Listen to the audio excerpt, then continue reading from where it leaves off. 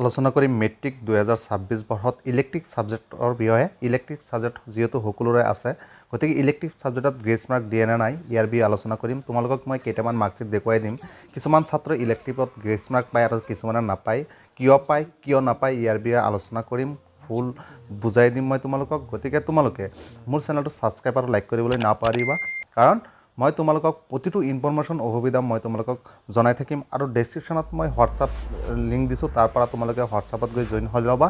তাৰ পৰা তোমালোকে আৰু নতুন নতুন ইনফৰমেশ্যন পাই থাকিবা।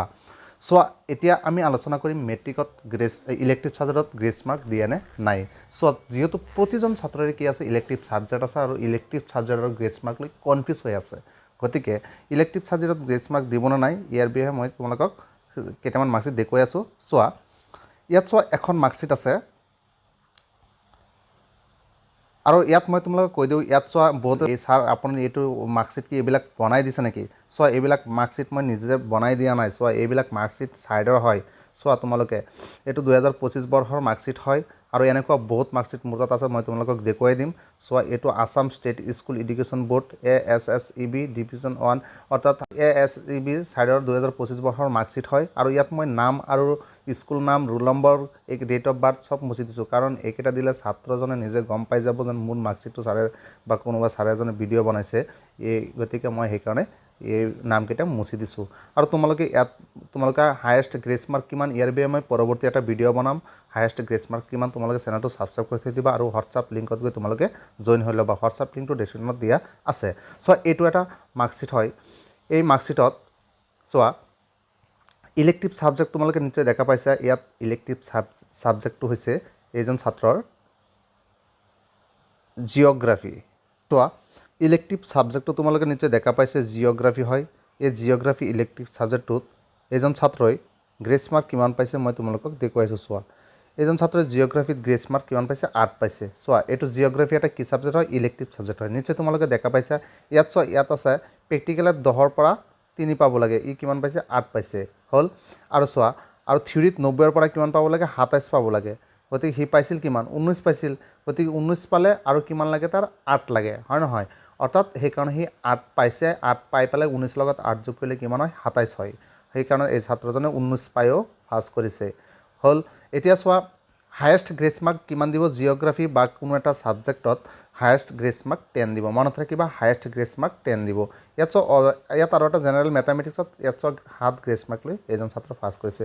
টোটেল ই গ্ৰেছ মাৰ্ক 15 পাইছে। নিশ্চয় দেখা পাইছা তোমালোকে। মই আৰু এখন মাৰ্কশ্বিট দেখুৱাম তোমালোকে, আৰু তোমালোকে কিন্তু ভিডিঅ'টো স্কিপ নকৰাকৈ চাই থাকিবা। কিছুমান ছাত্ৰ আকৌ ইলেক্টিভ ছাবজেক্টত ফেইল কৰিছে, গোটেইকেইটাত পাছ কৰিছে, ইলেক্টিভ ছাবজেক্টত ফেইল কৰিছে। কিয় ফেইল কৰিছে ইয়াৰ বিষয়ে আলোচনা কৰিম। চ' পিছত আমি যদি মাৰ্কশ্বিট চাবলৈ যাওঁ, সেইটো মাৰ্কশ্বিট হৈছে, চোৱা, এইটো এটা মাৰ্কশ্বিট। এইটো মাৰ্কশ্বিটত চোৱা, ইয়াতো ইলেক্টিভ ছাবজেক্ট চোৱা, জিঅ'গ্ৰাফী। নিশ্চয় দেখা পাইছা। এইজন ছাত্ৰই কিমান গ্ৰেছ মাৰ্ক পাইছে? 6 গ্ৰেছ মাৰ্ক পাইছে। নিশ্চয় দেখা পাইছা তোমালোকে। ইয়াত চোৱা, এইজন ছাত্ৰই 10ৰ পৰা 3 পাব লাগে, ই 9 পাইছে। আৰু 90ৰ পৰা 27 পাব লাগে, ই 21 পাইছে। গতিকে ই 27 লাগে যিহেতু, সেইকাৰণে সি 6 গ্ৰেছ মাৰ্ক পাইছে ইলেক্টিভ ছাবজেক্টত। তোমালোকে কেইখন মাৰ্কশ্বিট দেখা পাইছে এতিয়ালৈকে? 2খন মাৰ্কশ্বিট দেখা পাইছা। আৰু দেখুৱাম কিছুমান মাৰ্কশ্বিট আছে ছাত্ৰই অৰ্থাৎ ইলেক্টিভত গ্ৰেছ মাৰ্ক পোৱা নাই, সি ফেইল কৰি পেলাইছে। গতিকে চাই থাকিবা তোমালোকে। তুমি যদি প্ৰথমবাৰ মোৰ চেনেলত আহিছা, চেনেলটো কিন্তু ছাবস্ক্ৰাইব কৰিবলৈ নাপাহৰিবা। আৰু মোৰ ডেছক্ৰিপশ্যনত হোৱাটছআপ লিংক আছে, তাৰ পৰা গৈ তোমালোকে হোৱাটছআপত জইন হৈ ল'বা। প্ৰতিটো তোমালোকে ইনফৰমেশ্যন প্ৰথমে তোমালোকে পাই থাকিবা। ইয়াত চোৱা, তোমালোকে আৰু এখন মাৰ্কশ্বিট আছে।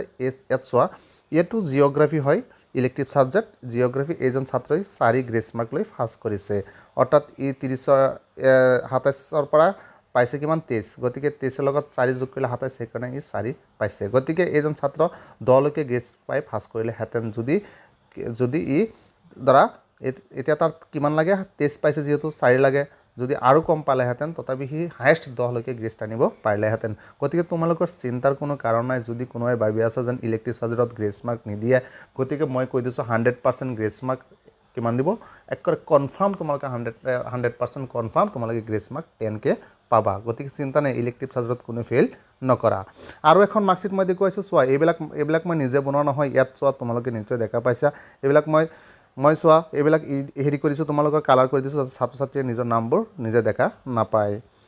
চোৱা, তাৰপিছত চোৱা, ইয়াত চোৱা, এইটো মাৰ্কশ্বিটত যদি আমি চাবলৈ যাওঁ এইটো মাৰ্কশ্বিটত আকৌ ছাত্ৰজনে ফেইল কৰিছে চোৱা এতিয়া আৰু এটা কথা আছে মেক্সিমাম কেইটা ছাবজেক্টত গ্ৰেছ মাৰ্ক দিয়ে ইয়াৰ বিষয়ে আলোচনা কৰিম তোমালোকে চেনেলটো ছাবস্ক্ৰাইব কৰি থৈ দিবা পৰৱৰ্তী ভিডিঅ'ত মই মেক্সিমাম কিমানটা ছাবজেক্টত গ্ৰেছ মাৰ্ক দিয়ে ইয়াৰ বিষয়ে আলোচনা কৰিম চব মই জানো এজন ছাত্ৰক দুটা ছাবজেক্টত ফেইল কৰিলে গ্ৰেছ মাৰ্ক দিয়ে কিন্তু এইজন ছাত্ৰক গ্ৰেছ মাৰ্ক দিয়া নাই অৰ্থাৎ কিয় দিয়া নাই ইয়াৰ বিষয়ে মই কৈ আছোঁ ইয়াত চোৱা এইজন ছাত্ৰই আছামিজত 28 পাইছিল 28 পালে অৰ্থাৎ 28 পাইছে গতিকে সি পাব লাগিছিল কিমান 30 পাব লাগিছিল গতিকে এইজন ছাত্ৰ যদি 20 পালেহেঁতেন তথাপি 10 গ্ৰেছ আনি ফাৰ্ষ্ট কৰাই দিলেহেঁতেন কিন্তু তথাপি এইজনক 2 আনি গ্ৰেছ দিয়া নাই কিয় দিয়া নাই আলোচনা কৰি আছোঁ চোৱা ইয়াত এইটো দেখিলে আমি গম পাই যাম এইটোত কিয় ফেইল কৰিছে অৰ্থাৎ ইলেক্টিভ ইয়াত চোৱা ইলেক্টিভ জিঅ'গ্ৰাফি হয় নিশ্চয় দেখা পাইছে জিঅ'গ্ৰাফি হয় এইজন ছাত্ৰই কি কৰিছে প্ৰেক্টিকেলত 10ৰ পৰা 3 পাব লাগে এইজনে 10 পাইছে বহুত বেছি পাইছে প্ৰেক্টিকেলত আৰু থিয়ৰিত ই 90ৰ পৰা 27 পাব লাগে ই পাইছে কিমান 14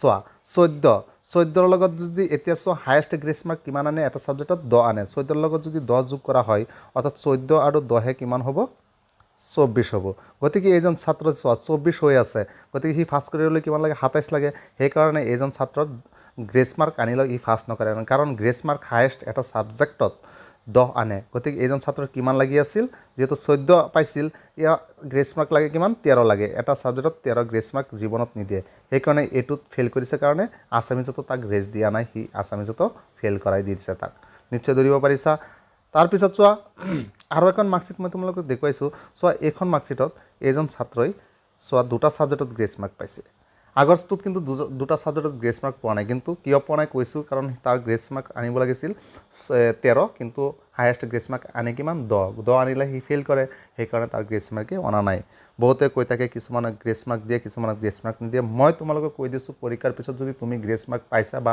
গ্ৰেছ মাৰ্ক পোৱা নাই ফেইল কৰিছা বা কিবা অসুবিধা হৈছে তোমালোকে হোৱাটছআপ লিংকত গৈ জইন হোৱা তোমালোকে ৰিজাল্টৰ পিছত মোৰ লগত শ্বেয়াৰ কৰিবা মই প্ৰতিটো প্ৰশ্নৰ উত্তৰ তোমালোকক ভিডিঅ' আকাৰে বনাই দি থাকিম চোৱা এইটোত চোৱা এইজন ছাত্ৰই কি কৰিছে জিঅ'গ্ৰাফি ইলেক্টিভ ছাবজেক্ট হৈছে তাৰ জিঅ'গ্ৰাফি নিশ্চয় দেখা পাইছা এইটোতো জিঅ'গ্ৰাফি আছে চোৱা এইজন ছাত্ৰই 3 গ্ৰেছ মাৰ্ক পাইছে ইলেক্টিভত পাই পেলাই ই ফাৰ্ষ্ট কৰিছে আকৌ আৰু এটা ছাবজেক্টত ই গ্ৰেছ মাৰ্ক পাইছে চোৱা 6 পাইছে ইংলিছত দুটা ছাবজেক্টত গ্ৰেছ পাইছে কিন্তু আগৰ ছাত্ৰজনে পোৱা নাই কাৰণ ইলেক্টিভত সি গ্ৰেছ মাৰ্ক বেছি লাগে কাৰণে সেইজন ছাত্ৰ 10তকৈ বেছি লাগে কাৰণে ফেইল কৰাই দিলে ছাত্ৰজনক এইজন ছাত্ৰৰ 10 নালাগে এইজন ছাত্ৰ চোৱা 27ৰ পৰা 90ৰ পৰা ই 27 পাব লাগে ই পাইছে কিমান 24 পাইছে গতিকে তাৰ কিমান লাগে 3 লাগে 3 নহয় 3 4 আনিব পাৰে 5 আনিব পাৰে 6 আনিব পাৰে 7 আনিব পাৰে 8 আনিব পাৰে 9 আনিব পাৰে 10 আনিব পাৰে কিন্তু 11 গ্ৰেছ মাৰ্ক কেতিয়াও এটা ছাবজেক্টত আনে সেইকাৰণে এজন ছাত্ৰৰ অলপ মাৰ্ক লাগে কিমান লাগে 3 লাগে সেইকাৰণে গ্ৰেছ লগাই ফাৰ্ষ্ট কৰাই দিছে যদি তোমালোকৰ কিবা অসুবিধা আছে তোমালোকে কমেণ্ট বক্সত গৈ কমেণ্ট কৰিবা মই তোমালোকক সমাধান কৰি দেখুৱাই দিম কি অসুবিধা আছে তোমালোকক আৰু এখন মাৰ্কশ্বিট মই দেখুৱাই দিওঁ চোৱা হায়েষ্ট গ্ৰেছ মাৰ্ক কোনো এটা ছাবজেক্টত যদি 10 লয় এইটো তোমালোকে চাই যোৱা চোৱা এইটো ছাবজেক্ট হৈছে কি চোৱা জেনেৰেল ছায়েন্স চোৱা এইজন ছাত্ৰই জেনেৰেল ছায়েন্সত ই চোৱা কিমান গ্ৰেছ মাৰ্ক পাইছে 10 গ্ৰেছ মাৰ্ক পাইছে নিশ্চয় তোমালোকে দেখা পাইছা ই 10 গ্ৰেছ মাৰ্ক পাই পেলাই ফাৰ্ষ্ট কৰিছে অৰ্থাৎ ই চোৱা 14ৰ পৰা ই পাইছে কিমান 4 অৰ্থাৎ ডেছক্ৰিপটিভত অৰ্থাৎ থিয়ৰিত ই 4 পাইছে গতিকে তাৰ 14 পালেহে ফাৰ্ষ্ট গতিকে সেইকাৰণে তাক 10 গ্ৰেছ মাৰ্ক আনিছে গতিকে তোমালোকে এটা বস্তু ইয়াৰ পৰা দেখা পাইছা যেন প্ৰতিটো ছাবজেক্টত হায়েষ্ট গ্ৰেছ মাৰ্ক কিমান আনে 10 আনে হ'ল আৰু টোটেল গ্ৰেছ মাৰ্ক কিমান আনে এটা পৰীক্ষাত অৰ্থাৎ তুমি যিটো পৰীক্ষা দিছা মেট্ৰিক পৰীক্ষাত 6টা ছাবজেক্টত কিমান টোটেল গ্ৰেছ মাৰ্ক আনে ইয়াৰ বিষয়ে মই পৰৱৰ্তী ভিডিঅ'ত আলোচনা কৰিম আৰু কিমানটা ছাবজেক্টত গ্ৰেছ মাৰ্ক দিব অৰ্থাৎ মুঠ গ্ৰেছ মাৰ্ক কিমান ইয়াৰ বিষয়ে আলোচনা পৰৱৰ্তী ভিডিঅ'ত কৰিম তোমালোকে যদি এতিয়াও মোৰ চেনেলটো ছাবস্ক্ৰাইব কৰা নাই তোমালোকে ছাবস্ক্ৰাইব কৰি ল'বা তোমালোকৰ প্ৰতিটো প্ৰব্লেমৰ সমাধানৰ ৰাস্তা মই দি থাকিম আৰু তোমালোকে কম্পাৰ্টমেণ্টেল এক্সামৰ বিষয়ে আলোচনা কৰিম আৰু তোমালোকে ৰিচেকিঙৰ বিষয়ে আলোচনা কৰিম গতিকে তোমালোকে চেনেলটো ছাবস্ক্ৰাইব কৰি থৈ দিবা আৰু ডেছক্ৰিপশ্যনত গৈ হোৱাটছআপ লিংকত গৈ তোমালোকে নিশ্চয় জইন হ'বা তোমালোকৰ কাৰণে মই ভিডিঅ' বনাই থাকিম